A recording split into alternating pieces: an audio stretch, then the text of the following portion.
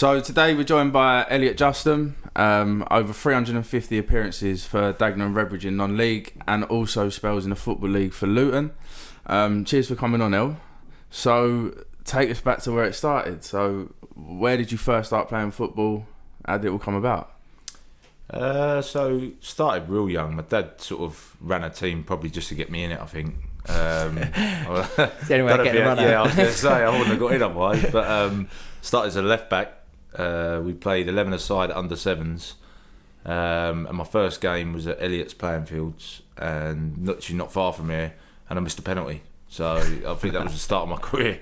Going and goal. Yeah, well, I'm moving back. You know, I wanted to start up front, but I was too slow. But I'd say bigger, to be polite. But yeah, it was fun. Like my dad made it fun for us. You know, we had a good team as well, and like I progressed with them probably all the way up to under 16s, maybe. Playing outfield? Outfield, yeah. Centre back, left back. I was playing for the district, playing for Essex. So I was all right, captain of my school.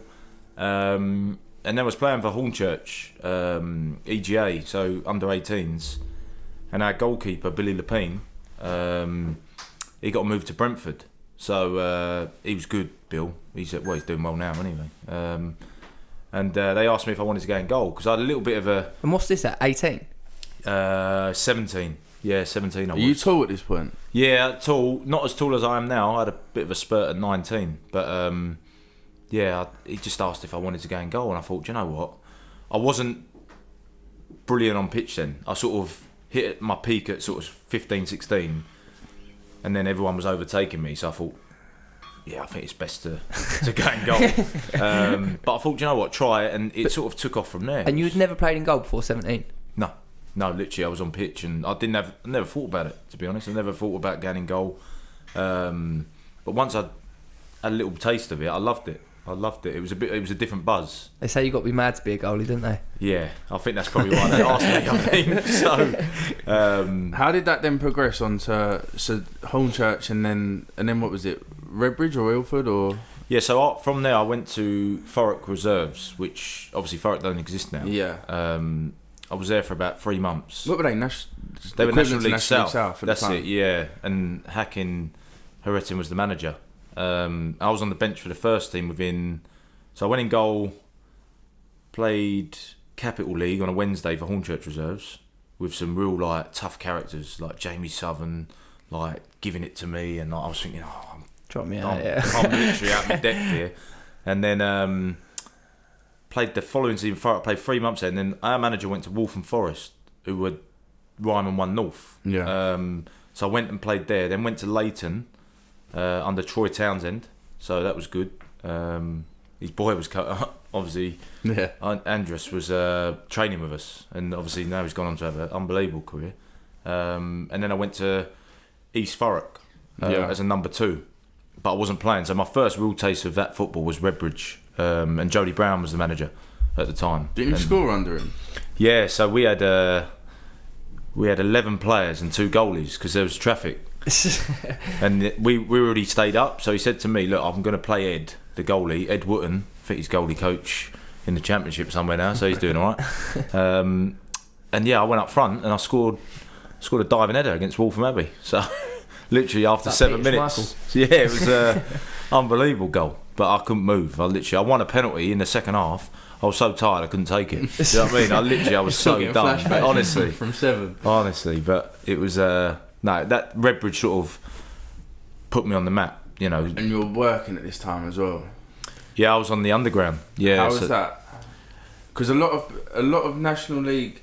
So when was you training? Yeah, when would you be training? So Tuesday, Thursday night, and then I'd have to go because I was working nights, so I'd have to go straight to work. Didn't you say your dad used to pick you up, take you to training or games, and then take you to work or something? Yeah, so we had a lot of Tuesday games, and obviously we were playing Needham Market, Lowestoft on Tuesdays. Yeah, like up in Ipswich. That's it. Oh, yeah, it's a slap. And he'd drive me to the game, then drive me to like Euston, and then he'd take me home, and he'd just wait outside the station for hours. So. All that support from him was from a young age, you know. So you wouldn't have done it, but sometimes as well at that stage, I remember speaking to some of my mates who played like Conference South. they'd actually rather be in the Conference South, because with the conference you've got the travelling of the whole country as well, ain't you? And when you're trying to work, it's tough. Absolutely, and I mean, I don't know how they do it these days, people, because it's even wider now, isn't it? You know, you got Weymouth, Torquay, and all that. Yeah. It's not doable, really. If you're working as well, it's tough. Hard. If you're not self-employed, it's tough, isn't it? And you look at like a lot of the boys. Like I was listening to a thing about Dorking the other day, and he was like, a lot of the boys are self-employed, or they have to get that Wednesday off work. Yeah, They train Tuesday and Thursday mornings now, because there's only 2 clubs in the National League, or 2 or 3 clubs every year that ain't pro full time. Yeah, but at the same time, it's hard because of the money side of things. Yeah. At that level, you're not going to earn fortunes as a full-time job. I think that's the thing. They do well at their jobs, and then the part-time salary is a massive booster for them. Yeah. And it's not worth going full-time in a football environment, because they will not earn what they're earning combined. You know, so I understand why people do that. There's probably a lot of good players over the years that ain't played pro football. Agreed. Yeah. For that reason. Yeah, and I don't blame them. There's a few knocking about now. Darren Phillips at Tilbury. Yeah. Good. Real good player. But so from Redbridge, you said that put you on the map, right? So did you go and trial anywhere before Luton? So what? Yeah, I went to Brentwood after Redbridge, right, which was a good move for me. What league's that? Same league. Yeah. But they obviously were trying to go up. Redbridge were just trying to stay afloat, really. So I went to Brentwood. I'd done first 30 games, done real well, and out the blue, I had a call from the manager saying, "Look, Reading want to take a look at you for a week." I was like, "Okay." Like, and where's Reading at this stage? Championship club, but trying to go up. And you're how old at this point? 21. Yeah, 21. I think 2011. Yeah, so I went for a week. Unbelievable experience. When I say trial, it was a. They said, "Look, do well, see how you go." But it was more probably just to have a look and see, because Steve Coppell was it at the time? Yeah, it would have been. Yeah. And we had Steve Shorey. He was the scout for Essex for Reading. Yeah. So I went there. I had Alex McCarthy there, Adam Federici. Like, I was thinking, "Oh, what is going on here?" Like, I'm literally You've only put a pair of gloves on a couple of years ago. That's what I'm saying. I mean, like 2 years of being in goal, 2.5 years. I'm training with internationals. You know, Adam Federici was playing for Australia at the time, or in and around it. Yeah, I remember him. And I'm like, this is just miles off it. Like, I'd done okay, but nowhere near the level. And then that was in like the March. Then about a month later, I had a call from Jerome John, who was at West Ham at the time. He said, "Look, I heard you've been into Reading," and he said, "We just want to have a look at you. Like, come in." And because they were in the playoffs, this was under Allardyce, they were in the champ West Ham. Yeah. I literally was in there 6 weeks, because they were in the playoffs, so it extended their season, and they got into the final. And I was like, I just kept training with them. I was training with Rob Green, like, unbelievable with me. Great experience that was. Yeah, it really was. It was just surreal. Like, I'm thinking, what is going on here? Like, So you're doing that in the day, and then going to work. Yeah, I was going to work. Still going to work, because I was like, I can't really afford to take too much. That, to be fair, my cousin was my boss. He really looked after me. Do you know what I mean? Yeah. He said, "Look, I'll just get away." See, when you're doing that and you're training there 7 weeks, would West Ham look after you? No. So it's tough, isn't it? Like, yeah. Listen, they would. Well, I say look up, not financially, but in terms of giving me the opportunity to train, and I was doing shooting practices against the first team strikers. You know, like I don't think I saved one, but it didn't matter. Would it be like Colton Cole, Vaz Taylor? Vaz Taylor scored in that final. Yeah, I remember Blackpool. You know, and I'm thinking this is unbelievable experience. You know, and it's something I look back on now and think I'm lucky to do. Really, 100%. You know, I was even hearing Allardyce's team meetings. I was allowed in some of them, and I'm like, this is what an experience. It's different level. You know, because I'm used to a lot lower than that. So, like I said, I had this big rise within 3-4 years, and it was all a bit overwhelming. And then obviously it kept going. So and that takes us on to after West Ham. So after you come into West Ham, you went back. You were still at Brentwood. Still at Brentwood. But what I made an error of, and this is no disrespect to Brentwood, I stayed at Brentwood for the financial reasons. So which I shouldn't have done, and that's no disrespect to Brentwood. I was getting offers from the Ryman Prem Club, so Concord, the Cowleys were there, East Thurrock, so John Coventry, and I left there as a number 2, and he wanted me to come back as number 1. Right. And that I loved that place, so I wanted to go back, but I said no, and I stayed at Brentwood for 15 games. I think kept 10 clean sheets in 15 games. Then East Thurrock come in again, and I went, do you know what? I'm going. Like, I felt I had to go. Yeah. Because not to be disrespectful to the level, I wanted to test myself a bit higher. Yeah. And I was like, I shouldn't have, because I was earning all right on the underground, so I didn't have to do it for the money. I don't know what. I was young. I made a bad decision. I learnt from it, but it was a bad decision. Nothing against Brentwood, by the way, but it was I should have took that step. Yeah. You want to progress your career at that stage. Yeah, and I think I had a good chat with my dad about it. He said, "Look, you've got to play as high as you can." He said, "Because you've never played in the Ryman Prem." He said, "Go and play. If you're no good, you can always come back to the Ryman 1 potentially." Yeah. And that's. I went to East Thurrock. They were 17th, and we got in the playoffs. So the equivalent of national. So Isthmian Prem, we got in the Isthmian Prem. playoffs to go into the National South. We lost to Lowestoft, and then the day after that, the manager said, "Look, I want to meet you at the hotel at Brentwood Holiday Inn." So okay, didn't think. I thought it was a bit weird. It just happened. He said, "Right, I'm going to offer you this deal." He basically doubled my money, and I was like, Touch. "Okay." Something's going on. I was like, "You sure?" And he went, "But John Steele's around there, and he wants you to sign for Luton." And I went, "Oh, I'm going." I said, "It doesn't matter what you offer me, John." I said, "I want to play." He said, "Right." He said, "I'm going to say this. Say you're on this." So he lied for me to get me more money because I was earning well in the underground and football. So you needed something to cover both of them. Yeah, I mean, it was a big hit I took, but Yeah. By going to Luton now, have you got to stop work? yes, yeah, it was a full time. Still in the equivalent to the National League, Yeah. though. But it was a completely different ball game there. They were nowhere near a National League club, and I didn't realise that until I walked in the Massive building. club. Huge, literally pre-season friendlies are getting 6,000. And that don't happen. Yeah, it's That mental. just don't happen. And it's a proper ground as well, isn't it? It is different. old school, yeah. It's a different ground. Yeah, if you've There are been washing there. lines. Yeah, the hanging in away the end's garden. different. Yeah, it's you have to go through people's houses and that. And are you going there as a number 1? No, I went there as a 2. I knew the role. The gaffer John Steele, he said to me, "Look, you will be number 2, but you'll be part of something special." And I was like, "Okay, well, look, I'll be honest, I didn't care." I was like, "Look, I get to work with Dimitri Karin, who's played for Russia in the World Cup and Chelsea. I want to work with him, and then I want to work with John Stick because he's got a track record of bringing people from this level and making a career for them." And obviously, if someone says you've got a career in football, well, it was my dream. It's the opportunity that you can't turn down, though, as Yeah, well. absolutely. And then, like I said, I took a big hit on salary from both jobs, but it was irrelevant. I would have gone for less, to be honest. Yeah, but yeah. I just wanted to cover as much as I could, and like I say, it was the right choice. It's definitely the right choice. And how long was you at Luton? I was there 3 seasons, so I signed a 2-year deal, and then I signed a 2-year extension later down the line, and I left with a year on my contract because I had some great experiences there. Like winning the league was fantastic. I wasn't playing, but I played all the cup games. So he played me in the FA Cup, played in the second round, played in the trophy. We got to the quarterfinals, lost to Cambridge, but it was a real good journey to watch. 10,000 people want you to go up, and then we're taking 2,000 away, and you felt part of it. You felt right, despite not playing.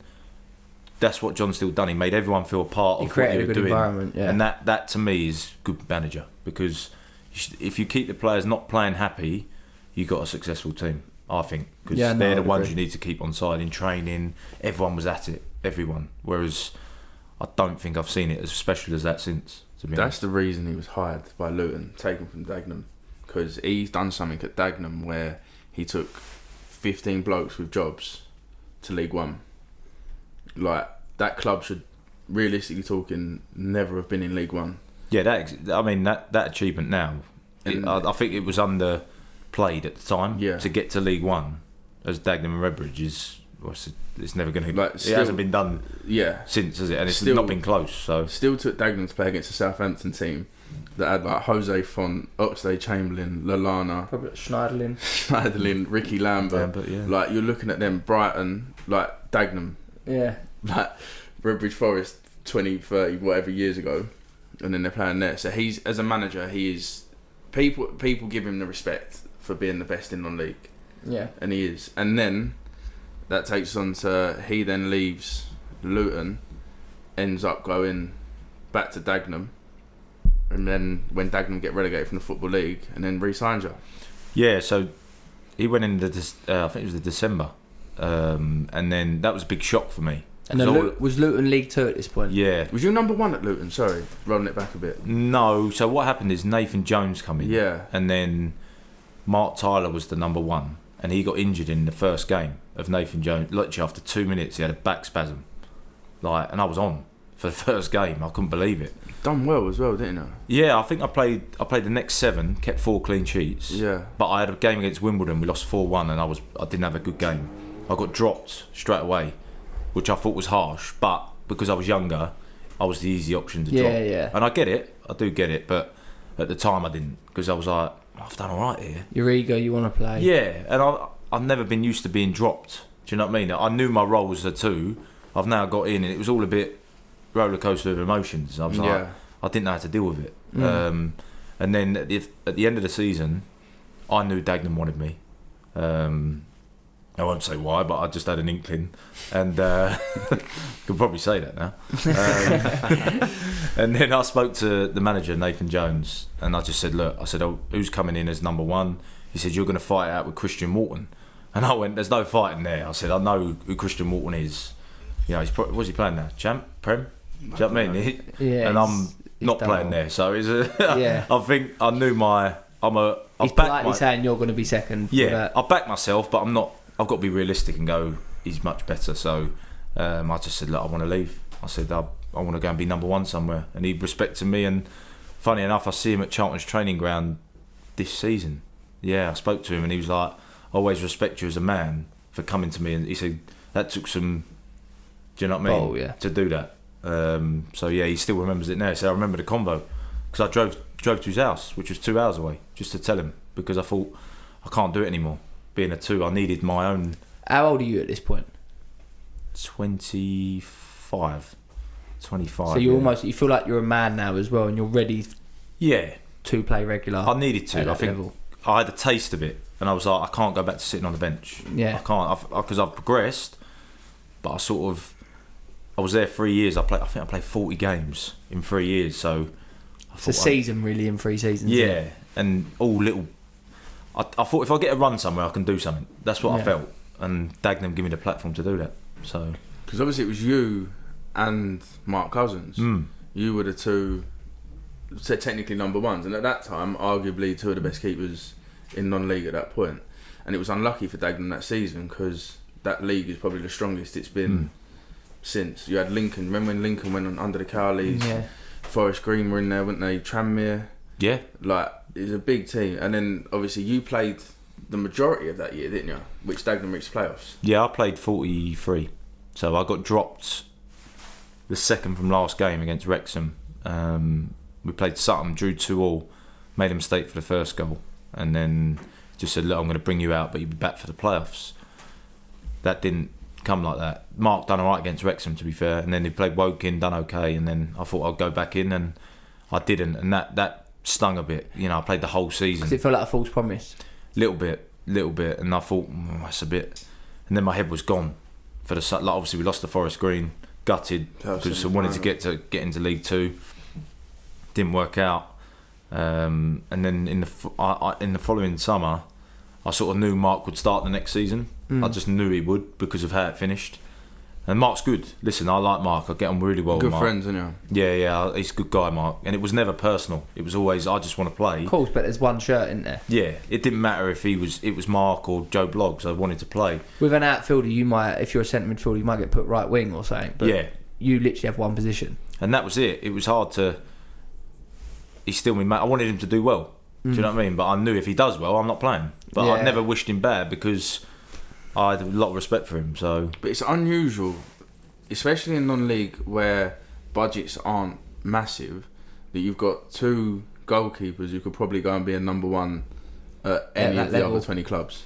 It was a different situation. I knew how good Mark was coming in, but I had to go off what obviously John Steele said to me. He said, you're going to be number 1. Yeah. And I was like, okay, well, that's good enough for me because I was number 2 anyway. So I thought Dagenham's closer to home. makes more sense. Yeah. Even if I was to be the 2, it'd be a lot easier without the travel. Yeah. Because he was there the year before you. Because Mark was there the year Dagenham got relegated. Yeah.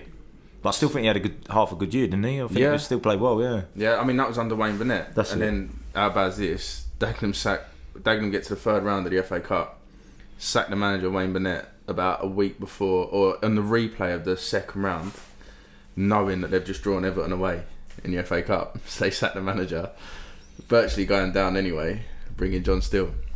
Wow. But yeah, going back to that. So then when was the turning point that you ended up becoming number 1? It would have been Out after and the out. season I got injured. Down your shoulder? Yeah. So I was out for the season, really. Yeah. Mark started, rightly so I was number 2. This is your 2nd year? Yeah. Then I got injured in training. Basically ripped my bicep. So they said, look, if we cut it for you, you'll be out 6 months. If you do it on your own, you'll be out for a year. I said, well, I'm number 2, just cut it. I was in that mindset of like, don't matter. I know I had another year of my contract because I signed an extension, a longer deal. So I was quite comfortable. But then obviously Dagenham got into financial problem. So I had a year left and I was confident about that. And then I thought, oh, hang on, I've got a year, but they could be going out of business here. So my whole... As a footballer, how is that? Scary. It was scary, especially because I was injured. I thought, well, where do I go? I haven't played. Who's going to take me? And if they get liquidated and you're injured, you're out of pocket nothing. for 6 months, a year. Got no money coming in, but I actually agreed a deal with Torquay, who were in the National League South. To go, it was all done. I agreed terms. It was just sorting out a settlement from Dagenham, but that never come in. And Peter Taylor come in, and he said, look, he rang me. I was in Spain, and he said, you're going to be my number 1. He said, I don't care what's gone on. He said, I need you. He said, we're going to have a very young side, and I want you to really try and help us stay up this year because it's going to be a challenge. And I was like, okay. It gave me a bit of confidence, and that sort of helped me. The first 5-6 games, I wasn't. So did you say no to Torquay then? I did in the... Well, they took it out of my hands, Dagenham, to be fair, because I was still under contract, and Peter Taylor sort of said, look, you're not going anywhere. Yeah. So Torquay, he was fine about it because he knew it wasn't my... I would have done it because I agreed. Yeah. But it didn't... Thankfully, it didn't happen. But you could have quite easily... This is why you got the credit over at that club, because you could have quite easily kicked up a fuss, thrown your toys out of the pram and gone, Glyn Hopkins pulled out, we might not have a club next year, I've got to look after family and kids, how am I going to do that? And you didn't. You cracked on, and that season was tough for Dagenham. You got Peter Taylor, ex-England manager, come in, and he's got kids who, some of them probably should never have been at that level, and he'd done a job at that football club. Yeah, I don't think people realise the restraints he was under. We didn't have any money. I think the players in contract were lucky they was on what they was on because they were tied in. But anyone coming in was on a lot less. I'm talking even less than half and things like that. And obviously you only attract a certain player, which is young. And we needed more than that to stay up. And thankfully, I think the investment coming in October, I think, from Peter Freund and that group, Trinity Sports. And we signed Balanta, Clark, Wilkinson and Manny as well. They really kept us up, to be honest, because I think if we didn't sign them, we were down. I think if you rewind it a bit as well, you look, so Steele left and then took virtually the spine of the side straight to Barnet. So then he's tough. left them with not much, and I think that's why there's a bit of a sour taste in Dagenham fans' mind towards him because of the way that he left. No one can discredit his footballing sort of ability and his managerial stuff and scouting, but that's why he done that. And then he took the spine, so then without that investment coming in later in the season, it's a big hole in the side. You don't know what could have been from there. So for Peter Taylor to keep you up until that point where luckily there was an injection of money, it could have been anything, couldn't it? Yeah, I was worried because sorry to interrupt, how long was that time period from when they was in money trouble to when the money come in? It'd have been around this part of the season. Yeah, so the start of the season, 5-6 months maybe. Yeah. They was struggling. Yeah, they was struggling. I think they even played West Ham in a game to raise money, and is that a charity game? It was that bad. Like I think it was like 4,500 in there. West Ham put out a big big it was a good team, wasn't it? They played a good team. Like Yeah, Antonio played, didn't he? that's it.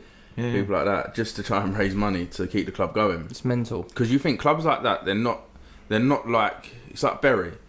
They're family clubs. People at Dagenham, that is, they get through Monday to Friday or Sunday to Tuesday just to go to a game. You don't actually see that side of it, do you? No, that's what I didn't realise how close it was until I actually listened to what was going on. I was thinking, they're not just saying it, because some people might just say it and say, look, we're struggling, we've got to get you out. It was serious. And then I had someone looking after me at the time, and he went, you're going to have to find somewhere else. Like, they're done. They could be going. And I was panicking. That was scary, yeah. It was a scary time. But yeah, thankfully, we stayed up that year. That was the main objective. And then he had free rein to sort of not get who he wanted, but we recruited better players the next year. Taylor. Yeah, and I don't think it quite worked out until Christmas, and then obviously Darryl come in, didn't he? So literally, and COVID hit, didn't it, straight away? So he didn't really have a time to do anything. It's a tough time. And how was that for the? Obviously, you see the Premier League clubs like the Arsenals and whatever. Like with COVID, obviously they can deal with things a lot better. How was that time at a low league club? It was strange because we was on the way to Woking to play Woking, and on the way it got called off because of it was just starting to hit. We went into lockdown on the Monday, and then literally they just went, right, you're on furlough. That was introduced, and you had to take wage cuts, and everyone understood because it was the way of the world. But it was a weird time thinking we're in March, April, and you're not playing, and you don't know when you're coming back. That was I think that was it was the unknown of when and does it, and obviously it was always going to come back, but how it looked, obviously football looked completely different when it come back, testing, and you couldn't move anywhere. That was weird. It was weird. I just think it must be hard if you're elite level Premier League going and playing in front of no one, but you think it's weird, you think some lower league clubs at Dagenham you're playing in front of 12 to 1500 a week. But then some clubs are only getting 600-700, so it's not too dissimilar. Yeah, but when you're playing in front of, but it was the same with the boxing. One of our boys had a fight in Eddie Hearn's garden. He said, I felt like I was in a spa, and it's the same thing for football. Like you're used to that big atmosphere, and all of a sudden it's like a training game. Yeah, it took the emotion out of it because you feel different things during the game from the crowd. Could be bad or good, or do you know what I mean? Or a bit of momentum's coming. You or feed whatever. off that energy as you well, do. don't you? You naturally. That becomes your white noise. Yeah, and then you're like, what's going on here then? Like, it's just dead. And you're thinking, like you say, pre-season game, but this matters because these are points. And, you know, whoever went up that year, that's probably the hardest one to get promoted out of because they had to do it themselves. There's no... What was the season that was just null and void? Was there one that was done? Because I know in the south, Dorking were pretty much running away with it, and Mark White still holds a grudge because they just went boom. I think it was the 1920 season, but the National League played it out to a conclusion. Right. Otherwise, they might have lost. They were talking about losing their promotion places in the future, so they need to get teams into the league. And there's not enough as it is. Yeah, so they didn't want to ruin that. But so that's it. Anything below the National League got done, just curtain. So, which was harsh on Dorking. So. And rightly so, I can imagine why he has a grudge. So I wouldn't want to have it with him. So and then sort of so Darryl's in, and then the following season after COVID, when they come back, you start well. He signed some decent boys again, and like Josh Walker, did he sign Paul McCallum? Yeah. And then you go away to Stockport first game of the season. Stockport, another massive it's a big club back in non-league. And go 1-0 down early, and then what was it, 2-1? 3-1. Yeah, we beat them comfortably, really comfortable. It could have been more. Yeah, literally could have been more. But and that was the start of a run. We were top after 8 or 9, and then we lost 3 in a row, Saturday, Tuesday, Saturday, and it's just sort of we'd never bounced back, and that was the problem. We had such a good team. Like anyone watching us would have been loving it because we were free flowing. Granted, we weren't the best defensively because we were so open, but to watch us, everyone was like, this is a proper team. We're probably missing a Tom Eastman.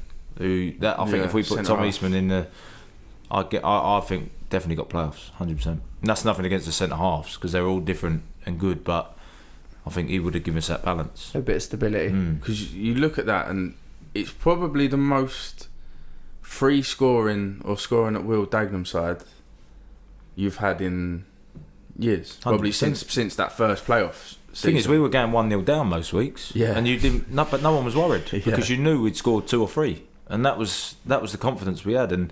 But eventually, I did say this at the time: you can't keep going 1-0 down because the team will beat you 1-0. Yeah. And it happened 3 times in a row. We lost 1-0, and I think that's when it really thought, right, we can't just keep doing this, and it sort of changed the way we played. We were a bit more cagey for a couple of months, and we couldn't play like that. We had to be on the front foot. It changed your whole game plan. What's your role in the dressing room at this point? I know you're not skipper, but you've been there how long now? When Daryl's 5 in that year? At least 5, 6, yeah. And you're a big figure around the club. You've always had a good relationship with fans and staff. So what's your role in the dressing room? Because I know you and Daryl got a good relationship. Yeah, no, he was brilliant. He gave me a lot of responsibility without giving me the armband. And I didn't really want the armband because I didn't like goalies being captain. I don't know if he did either. So, but that come in probably a year after. There was other people, goalies being captains, but yeah, I didn't really feel like I needed an armband. And you had like a Kenny Clark and someone to do that outside. That was it. Kenny Clark's a great captain, one of the best ones I've had. So because he know what the staff wanted and the players. Yeah. So he was respectful of both. And Andrew's a good captain as well. Matt Robinson, I've had, I played under some good captains. So. Did you get the captaincy at some stage? Yeah, so the beginning of the 22-23 season. No, 23-24 season, I think. Yeah. Yeah, so Ben Strevens give it to me. It was his first full season. Done a meeting and it was a good meeting. He'd done like a slideshow thing, a couple of memories of me, and he said, look, there's no better man to lead this football club than Elliot Justham. He didn't even ask me, he just told me. He said, you're captain. I had a feeling that he'd do it, and that he said I said, it's the right time to take it on. With the group we had as well, I felt I got it. Probably a little bit more than others. The more experienced boys were new coming in, so I thought it's my time to take it. Yeah. It is my time. So it's a certain type of football club as well, ain't it? You need to get on well at that club. You have to have a good rapport with the people that pay their money every week.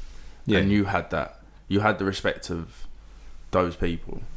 So then to sort of breed that into your Tom Eastmans, who naturally would be captains, it seemed like the right thing, and that was well received as well, wasn't it?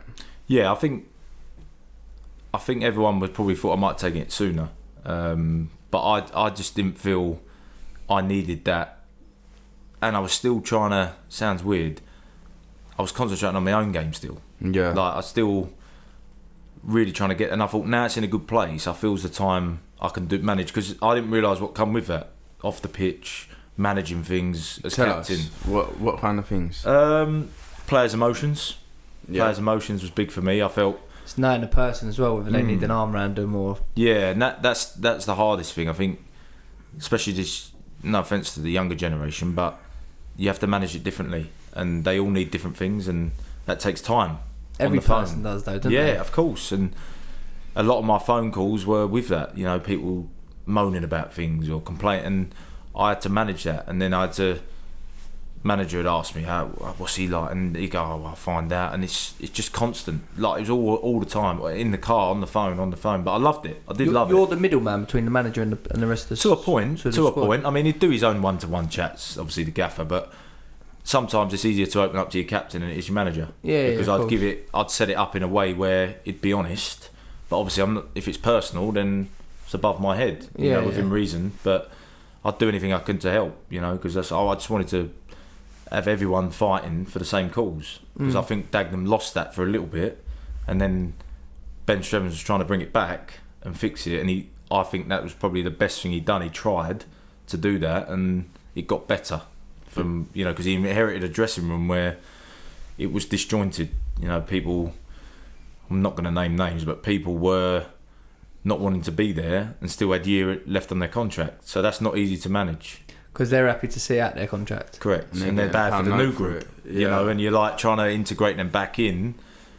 But they'd still continue to be how they was, and you're like, I've got to manage this, and play football. If so you've got a bad apple in the dressing room as well, do you think, is it contagious? can be when boys are not playing. Yeah. When boys are not playing, I think start getting in their ear, and then they start believing what he's saying. Start a click. Yeah. And that it happens at all clubs. It does happen. If you stamp it out early, it's helpful. But then you have to get rid of the main one. Then you can't just get rid of people like that. But you have to even get them on loan, and it all comes down to finances. You know, if they're on good contracts, no one else is going to pay it. If they're being how they are, and they're not performing, why would you go and pay their money? Yeah. So that's when Dagenham have to go, right, we've made a bit of an error on this contract, take 50%. Or, listen, that's politics. Business and football, that's above me. But it's life, isn't it? You know. But you also done things kind of... You spoke about it being disjointed. You then sound stupid, even such a little thing, but weren't there a chat for the younger boys, like your apprentices, and then a main chat for main players? Didn't you sort of generate that into one to bring them boys more into the fold? Lunches around the training ground, making everyone eat together. You implemented these things as well and tried to make that more of a place for everyone. Yeah, there's a few things. So one was the manager wanted me to speak to a player who was out of contract and say, look, come to Dagenham. And I said, this is me being as respectful as I can be. I said, what am I selling to him? I said, the training ground we were at was a mess.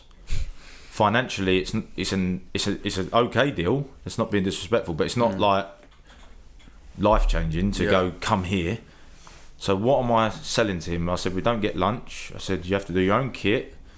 What am I selling to him? And he went, okay, that's fair. Because we used to train at Parslows here and there, but it was just getting built. More Man Baker, wasn't it? It was at Man Baker. Rabbit holes are absolutely everywhere. But it was in a bad state because for whatever reason, I think their finances were struggling. As you can see now, I think they're out of business. So they neglected the field, and then I've been there years. I'm not bothered what I train on, but it got to a point where it was getting untrainable when it was rock hard. There was no water, there was nothing, and you're like.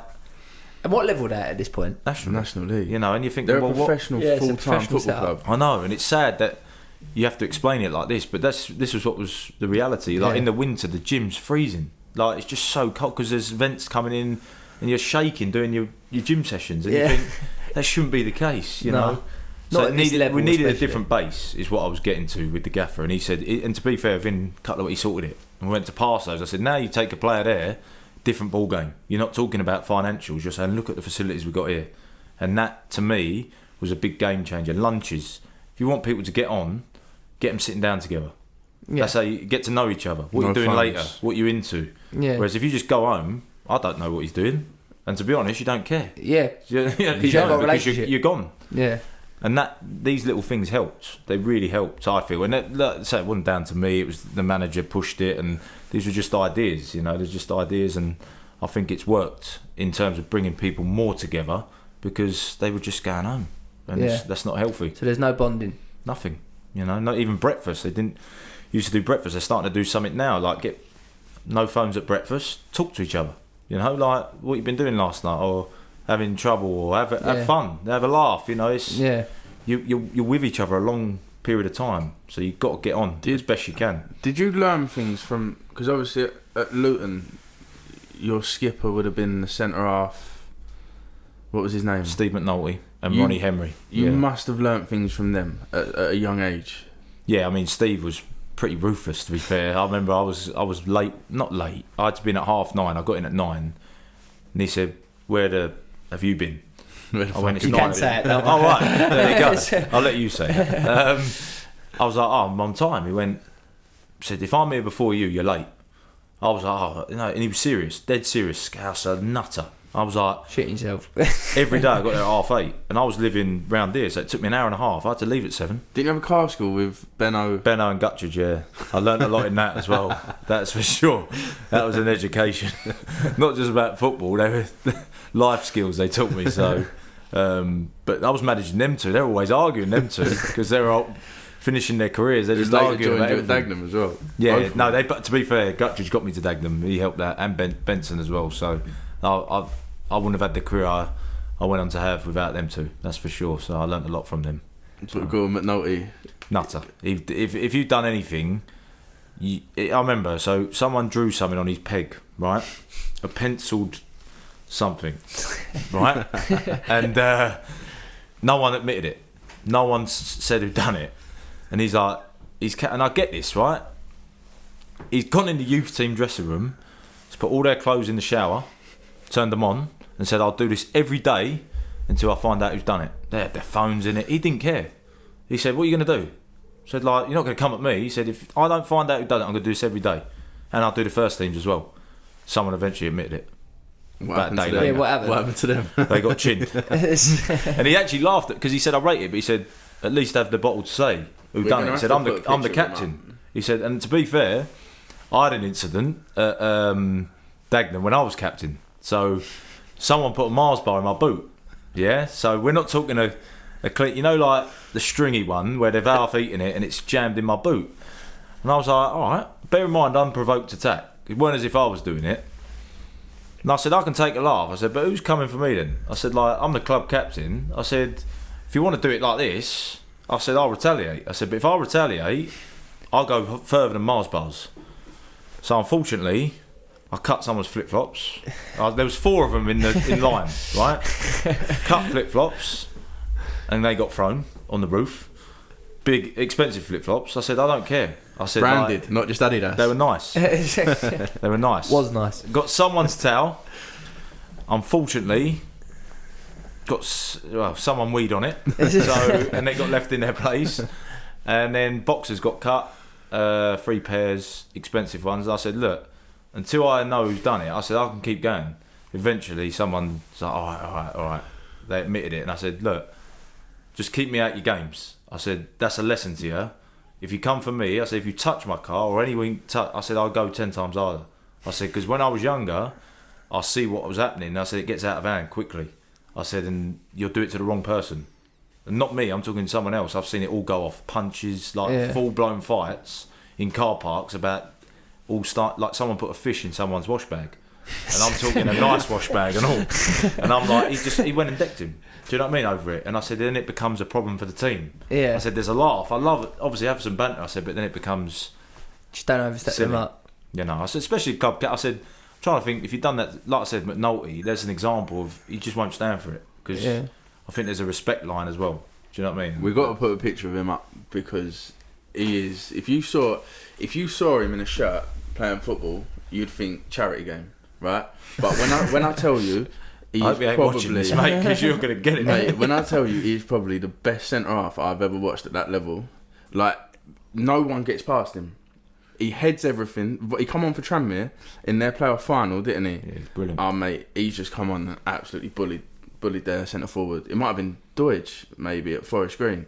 I can't remember. Absolutely bullied him. Unbelievable player. But you look at him and you're like, how does he get around the pitch? But he is, mate... He's solid as well. Yeah, no, he's good. Good lad. He's solid, and he had a good career as well. He won a lot of titles, mate. He had a very good career, but yeah. Back to Dagenham. So, how long was you there for in total then? So almost 9 years. Yeah. So. And so years. When did you leave? I left in February. Start of Feb. And how did that all come about? Oh Jesus! How long you got? So I had, to give it context, I had a 2-year contract signed 18 months ago, and within that there was a playable clause of 28 games to trigger another year on the same salary, which takes you to 10 years. Yeah, would have taken me to 10 years. That's why it was in there, basically. Testimonial. So I had a discussion in September 2024 with James King on the phone. And who's director of football? Director of football, yeah, to give context to it. So he was the man to deal with about footballing contracts and finances. And we had a discussion. He said, look, for what you're on, he said, we want to keep you, but we might have to structure it differently. So he said, what we might do is pay you at what you're on, but in 2 different roles. So whether that was a coaching capacity, an academy role that they were trying to set up. And I said, you know what? I agree with you. I think I'd like to do that. I said, because I want to be part of Dagenham. You know, I love Dagenham. and I wanted to stay there for my 10th year and beyond that in a coaching role. So I was on the same page with him. I said, no problem. I said, well, ideally, I want to know by the end of October. I said, because the 28th game will land in December. I said, no, I don't want to be having discussions in November because it will always become messy. I said, I've seen it at other clubs and I don't want it to end like that. I said, no. He went, no, it won't come to that. I said, brilliant, no problem. So I left it with him. Due to play Oldham, so we were going to travel overnight, but we didn't. We got the train because I was supposed to have a meeting with him on the 25th. We played on the 26th of October. Spoke to him again and said, look, Jack, and he said, look, there's no update on the academy. Leave it with me. We're still all good. We'll get it done. Bear in mind, I'm on 15 games now, 16 games. So we're ticking towards what's coming. And there's Saturday, Tuesdays coming up. So it could come quickly. Anyway, I'm playing still. Had a dip in form. I'm not hiding that. I had a dip in form personally. They got rid of the goalkeeper coach after the Barnet game on the 16th of November. I had no idea about this. People thought I constructed it. I didn't. I loved Scotty Chalmers Stevens, my goalie coach at the time. Good pal of mine. And he got told he's no longer working there. That was on the Tuesday. On the Thursday, there was a new goalkeeper coach appointed, Glenn Johnson, who I've known a long time, and I worked with him before, but everyone thought I got rid of Scotty and got Glenn in. That wasn't the case, and that's no disrespect to Glenn, but I wanted to continue working with Scotty because I had a dip in form. It was nothing to do with Scott. It was me. It was nothing to do with Scott. Can I just say the club didn't help that either when they held a fans forum and they were asked about El bringing in a new goalkeeper coach and they didn't shut it down and deny it. They kind of 1,000,000%. I did not know a thing about it. I played the Barnet game. Scotty was in the dressing room with the kit room with the analyst and the manager, and the manager was like, he's got to do better with it. And Scotty was like, yeah, I know. No, I agree. Like, Scotty weren't denying it. He was like, but what do you want me? Like, what can Scotty do? It's done. We move on. We'll work on this. Then Scott, the director of football, decided to get rid of Scott. The gaffer delivered that message, but the gaffer didn't want to do that. And I think he's come out and said that anyway. So I'm not saying anything. Anyone's got a right to respond. That's up to them. But I'm telling you what happened. So played the Tamworth game. I probably had one of my better games of the season. It coincided with Scotty going, but it was nothing to do with that. It was myself. Because I felt bad, to be honest, on Scott. Scotty didn't need it. Like I say, Scotty's a great bloke, good goalkeeper coach, and we had an understanding. So I felt bad that my form had cost him his job. If anything, it should have been me getting punished, not Scott. So I felt terrible. Anyway, we then played the Wimbledon game. 29th, 30th. Second round, the FA Cup? Yeah. We win. Great night for the club. I spoke to Glenn about what's going on. Have you heard anything from James King? He was mentioning something the other day. He's quite vague about it. So I was like, this ain't sitting right here, because I then got a phone call on the Sunday saying that Dagenham have inquired for goalkeepers to replace me. So, and you've been told nothing about this? Nothing, not a thing, because of my clause They said, well, our goalkeeper's got a clause in his contract. He won't be triggering it. Was the words. And these people, by the way, there's no reason for them to lie to me.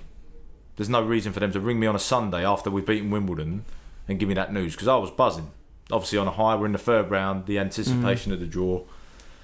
And I thought, okay, well, I listened. I was just trying to process it. I thought, it makes sense in the back, because I knew. I got told about James before he come in. He had just done it at Ebbsfleet. And Correct. the Ebbsfleet chairman or owner has just come out and done a video saying about what a bad job he done there, which is all out there. I always treat as I find. So if someone tells me this bloke's a donut and he's this and this, I go, look, I have to find out for myself. Yeah, I'll take it on board. It only becomes relevant if I see it. If I don't see it, I don't think anyone deserves. You can only judge it for what you see. Yeah, because I know people, he's this, or I'm like, no, I think he's alright. Yeah. I don't think he's all right. I think he's ruined that football club. I think he didn't have to, the way he handled my situation was a disgrace. Bear in mind, I've been there 9 years, club captain. I then rang him on the Monday of the draw, and I said, "Look, what's going on?" He went, "Look," he said, "I told you before, like, there's no academy there, so I can't offer you that role because there's not a role there to be offered." I said, "You didn't say that." I said, "You didn't say that." I said, "You talked about restructuring my contract with an extension.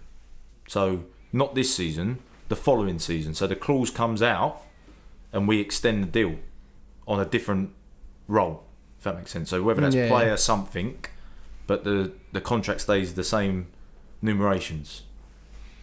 He went nuts. So I said, "Where are you?" He went, "I'm at the club." I said, "Right, I'm coming down." So because I wasn't far, I said, "Right, I'll pop down." We had a chat in the upstairs bar, and he said, "Look, it won't be triggered." He said, "Under any it just can't be triggered. For the salary you're on, we can't trigger your contract." So we didn't say that, did you? I said, "We've spoke about." He said, "Look, Els, I'll look after you." I said, "Look after. This ain't looking after me." I said, "You've shafted me." I said, "Mid-season, after we've just gone FA Cup second round, you've absolutely broke me." And honestly, I cried my eyes out in that ball in the upstairs bar because I said, "This is the end. I know it's the end because I know I can't come back from this with you." Do you know what I mean? I can't work with him.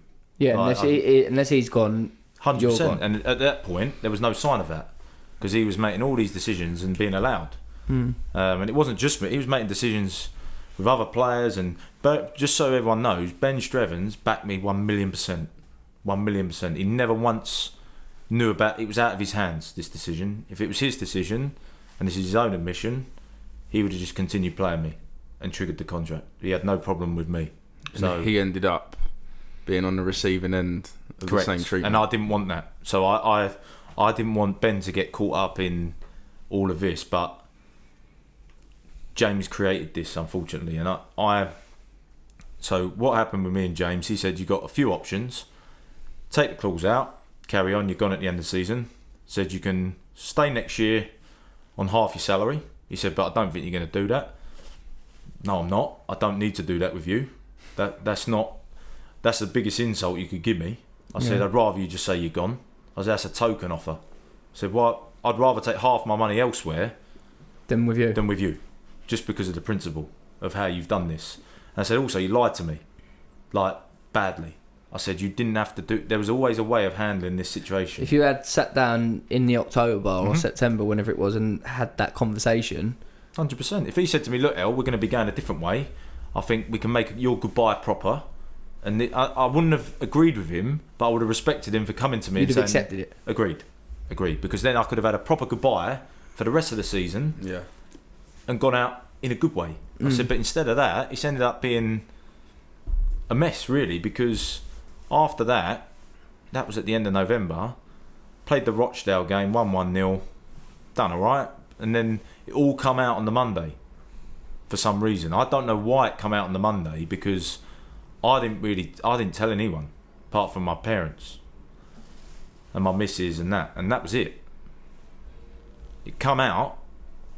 And then the Wildstone game, there was like, well, it's all for me. Everyone was chanting me, and I was in the huddle before the game saying to the boys, like, "I'm sorry, boys, I said, I don't want it to be about this. Don't listen to that. As much as I respect the fans, we've got a game to play." I said, we've got a job to do. The politics outside of this, I didn't want any of this. And we lost 3-0, and we were dreadful. Like, really bad, and James King was getting battered. And again, I didn't want that. I didn't want James King getting the attention that he didn't deserve, because it took away from the team. Because we were bad that day. That particular day. I can't blame James King for that performance. Obviously, the circumstances around it I can, but that performance was us boys on the pitch. We were poor. The Boxing Day we were poor, but it all coincided with this situation. And then Ben Strevens got the sack, and he got sacked in front of his children and his wife. You know, in the clubhouse. And that's disgusting. And that was James King's decision to do that. He could have waited a day. Listen, if they made the decision to sack Ben, they should have waited a day. And then called him in. Proper meeting. Just to add context as well, right? at Dagenham, you've got an upstairs bar where people who have been going there between 50 and 20 years sit up that bar after the game. Yeah. So his wife and children are at one end of the bar. He gets taken into another room in the bar, and people around in this bar are now hearing what his wife is saying after she's just been told he's lost his job. Yeah. So now they should be having a private conversation. 100%. But this conversation is now public because there's people in there, and that club is Chinese Whispers. Mm-hmm. So you've created another problem then, because you're hearing a distressed wife, which goes back to, again, in your situation, how are we going to provide for the people around us when we don't even know if we've got employment next year? Yeah. But anyone losing their job, whether it's football, whether it's any sport, where any role in life, it don't get done in that manner. No, I mean, this is what only football it's accepted, because all I heard from people saying, "Oh, well, that's football." So it don't have to be football, does it? Why don't we be a human being and go? I'm not saying you do it to someone who's been there 9 months. I said, but I've been here 9 years. I said, that's a long time. I said, I've had opportunities to leave the club, and I've always stayed loyal here because I love this place. I said, and I've been treated like a spreadsheet. I said, I'm not a spreadsheet. I'm more than that. I said, yeah, all right. Business is, of course, I'm not bigger than the football club, but I'm not a business transaction as well. I said, there's a way to handle it, because then you would have got the best out of me for the rest of the season, and I would have stayed. I said, but it become untenable, and then I probably should have left in December, but I stayed until the February. Again, my form wasn't great. I'll be honest, I'm glad I played the Millwall game. What was that like, just quickly? Brilliant experience. Playing at the Den. Yeah, it's brilliant. You know, all my partners' family in Millwall. You know, it was an unbelievable. It's a good ground as well, Millwall. It is. It's bigger than I thought. Until 4 sides all the same. It was a great experience. It was like Dagenham had that whole top tier. I'm not saying everyone was Dagenham. There was probably West Ham, 20% West Ham, but that was an unbelievable night. That was in the history of Dagenham. It was a good moment to walk out 1,600 to fans. lead the team out. That no one can take that away. And you know. I was there, so you're hearing his name being sung for the whole time because of what's going on, and you're in the goal in front. Yeah, no, it was a proud moment. Obviously, a surreal moment because I knew it was one of my final games. Coming to an end. You know, I knew it was coming to an end, and that was the biggest high. As much as I thought, what if we beat them? Realistically, we were never going to beat Millwall, really, and that's not me being. Yeah. You know, I knew it was just a game to enjoy. Yeah. You know, and be on your way, sort of thing, and then it transpired. I was on my way quicker than I. So when did you leave? So I left the day after the Forest Green game, which I think was the 7th of Feb. I think might have been the 8th. So I went in on a Wednesday, and I knew. Listen, I didn't have the second goal was my fault. And after the game, I actually went in the stand in my kit. I was in there for about 40 minutes. I just knew it was it. I knew. You know when you know. You got a gut feeling. And this is done here. And then Lou texted me in the evening and said, Lewis Young. Yeah, can you come in? And our relationship as assistant and captain was really good. Really good. I think as a manager and a captain, it was very fractured. He used to ring each other once a week. Never done that when he was manager. So yeah, just for people who don't know, Lewis Young was Ben Streven's assistant. Right, and when Ben Strevens got sacked, Lewis Young was on an interim basis at this point, and then got the job permanent on a 2-year deal. I think the problem I had, Lou in the private conversations, he knew my situation, so it happened to him at Crawley. So he had sympathy with me, big time. And this is all as assistant, by the way. He said, no, if Ben was to go, he's 1,000,000% going. He said, I'm only here for Ben Strevens. He said, because of what's going on upstairs. Because he could see the mess that was happening. You know, it was obvious. If you were in that club, you saw how it was being run. Yeah. And that's what disappointed me, that he took the job when he said to me he wouldn't. Now, if you're going to take it, just don't say it. You don't need to say that to me. No disrespect. I don't care if you want to be manager. Doesn't it? That's up to you. I said, but you've said it to Ben, you've said it to me, you said it to the players. It's a bad reflection on yourself then afterwards. If you start on the wrong foot. Yeah. Because that's not an uncommon thing for an assistant manager to take a manager's job. It's normal. Absolutely. But you don't need to say it. Don't stress to people that you're not going to take the job when you've taken it. Now, listen, I don't wish Dagenham bad at all. I'm gutted the situation they're currently in because I always look for their results.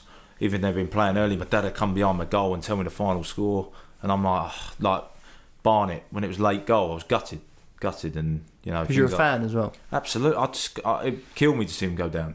You know, because 3 months ago I was leading that team out. You know, I don't want to see him go down because there's good people that are left behind. Because I always knew, back to that meeting with James and Lou. So Lou was in there. This is the final conversation. Final conversation. James, Lewis, Glenn Johnson, me. Starts off. Lou said the club have decided that we're gonna give you like a month out of the team. I said fine. If that's what you want to do. You want to sign a new goalie? I understand. Like, it's football. He was like, yeah, but we don't want it to be like... Basically saying he don't want it to be like a nasty ending, really. James said a few things that I completely disagreed with. I won't go into the context of that. But he literally said to me, the club are doing this whether you like it or not. This is the club's decision. Yeah. I said, well, I don't agree. I don't agree with what you're saying to me. I said, no, that can't happen. He went, well, that's what we've decided to do. He went out. I said, Lou, you need to get rid of him out of my way. I said, because if you're going to speak like that, I said, I can't look at him. I said, like, he's insulting me. Like, opposite. And I said, good job I had 2 witnesses with me. That was the best thing. I had 2 witnesses in the room who were on my side. Well, not on my side. What he was saying was ridiculous. Like, 2 people to witness how that conversation's gone. And then even though Lou was making it was a difficult conversation for everyone, Lou was like, he could not back me in this situation. Yeah. Go outside, sort out the contract. And I said, I'm leaving. I'm going. I said, we're done. I said, I can't stay around here. I said, I'm club captain. I'm not going to be sitting in the stands or I ain't doing all that. I said, I don't think it's good for anyone. Yeah. I said, you need to get rid. I said, but you need to do it in the right way. I said, testimonial. I said, because I've been promised it, blah, blah, blah. And eventually we come to an agreement and I left. I went and said goodbye to the boys 2 days later. They were gutted, weren't they? No, there was. I've heard from players there now. There was. They were absolutely heartbroken that you was gone. Yeah. Which shows your status at the club. in that team. Yeah, I think my form might have dipped in that, but I think as captain, I think I've still done quite a good job with the boys. I still tried my best for them in situations where it was difficult to manage upwards sometimes, especially with all the change going on with the manager. I was still trying for the boys, still trying to get everything I could for them, because I'm a representation of them as well, because they've got questions to ask. And it was sad to say goodbye, but I was relieved. Part of me was relieved because all that weight of of the crap with James and it just all that stuff, and the uncertainty. I just thought I don't need this stress with James anymore. I couldn't look at him after what he'd done. I just couldn't look him in the eye anymore, and I didn't want to. It's hard to explain. So when you look at someone who's ripped something out of you, that's been your life for 9 years, there's no remorse there. Listen, he was doing a job. He can say he was doing a job, but have some respect as well. Have a little bit of just know what you're doing. Yeah. And that was the thing. He was a fish out of water. He didn't know what he was doing. In my opinion, he didn't know what he was making rash decisions, promising the world to everyone and delivering nothing, and ultimately it's cost him his job. And do I feel for him? No, I don't. Has there been any contact with you and him since? No, or not? Nor will there be. So I've got nothing to say to that man, and I hope he knows what he's done to me, many other players, as you've seen with reactions and managers. It's been hostile over there. Yeah, he got sacked, and I would say the club wouldn't have done it personally, and then it was hostile after I don't know what game it was just recently. Tamworth. Yeah, and it was like there was protests. Yeah, and then he got sacked sort of the following week. Listen, no one likes seeing people lose their jobs. No, but of course. If you're not fit for purpose, you shouldn't be in the role. But it takes something for what there was probably 150, 200 people protesting. So for them to see that as well, and these aren't just day trippers at the club. They're the ones who go every week. These are Dagenham and Redbridge. Yeah. What make the club tick? They put money in. Like, you think 100 Dagenham fans went up to Gateshead yesterday. That's basically Scotland, and they're taking like that's a full day. Some of them, we know a couple of them who are taking days off work. Costs a lot of money as well. Of course. So some of them are self-employed, taking days off work to go to somewhere stupid like Filed away on a Tuesday night. That's crazy. Like, I know. Fair play. You said to someone, you're going up to Blackpool on a Tuesday night and you're missing a day's graft, and you're spending 200 quid for the pleasure. Yeah. And then that's happening at the football club. I don't think people realise the magnitude. Especially in a football club like that. It's different if it's a Premier League club. Yeah. But at that level, yeah. Yeah, at that level, how many fans could you walk past in the street and probably know their name? Yeah, no, you get personal with people, don't you? Because Yeah. after, whether you're in the bar, and they just all they ask is that you try. That's it. And I think if you don't try, which on some performances it looks like it's been too easy for oppositions, that's when they've got a problem. If you lose 1-0 and you've had a right go, they go Fair play. fair play. Yeah. And I've always said that about. I don't think they've ever been unfair and gone over the line without meaning to, like without justification. You know, I've always thought they're quite balanced people because they know what they're seeing. I think. And a few of them, so got moving on, Malden and Tiptree, a few of them have actually stopped going over Dagenham. And now they go over Malden.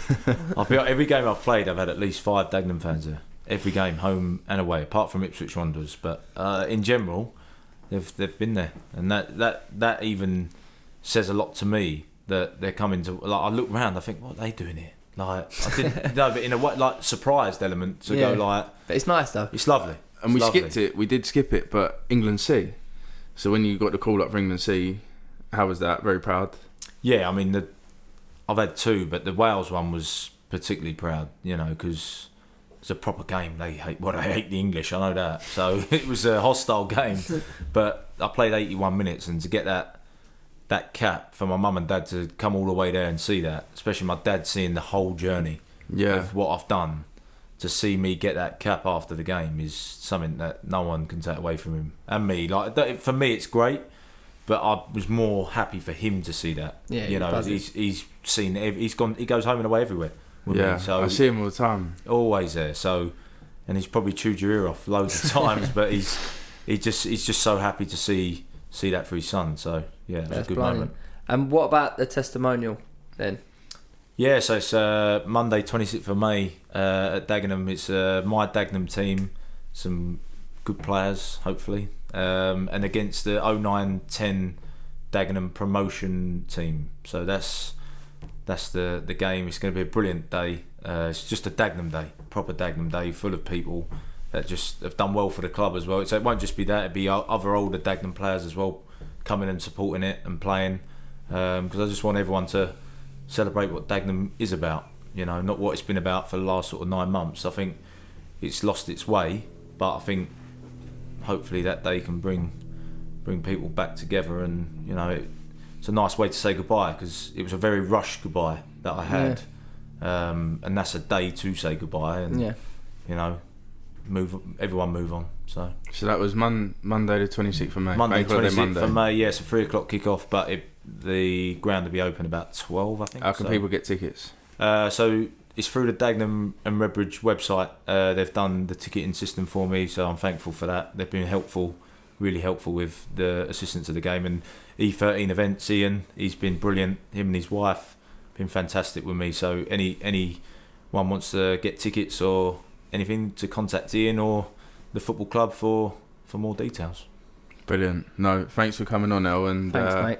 Good luck at Malden. Thanks for your time, gents. Appreciate it. Top man.